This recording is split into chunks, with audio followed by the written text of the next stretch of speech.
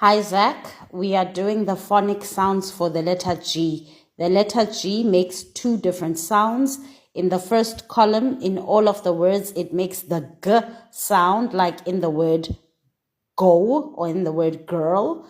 And then in the second column, the letter G makes the J sound, like in the word giraffe.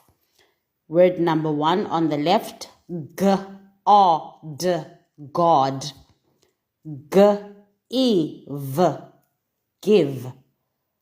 G-old, gold.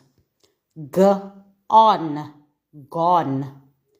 G-o, go. G-a-v, gave. G-o-t, goat. G-o-r-I-L-A,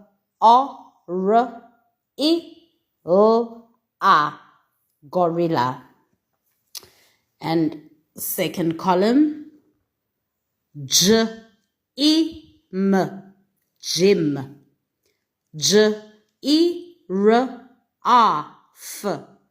giraffe. G-I-N-T, giant. G-I-N-G-R, ginger. G-E-M, gem. Germ, germ. Gentle, gentle. Danger, danger. All of the letters with crosses underneath means that those letters are silent. You will notice in the word gold, we coded the entire word old as one sound.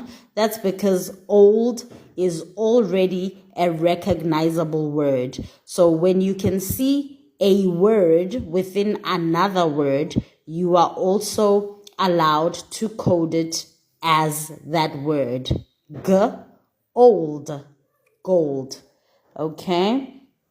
And then why does the word God have a capital letter?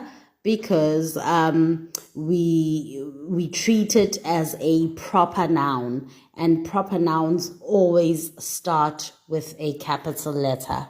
I think that's all that I need to explain here. So you'll do this worksheet for me, and then we'll continue to the letter H tomorrow.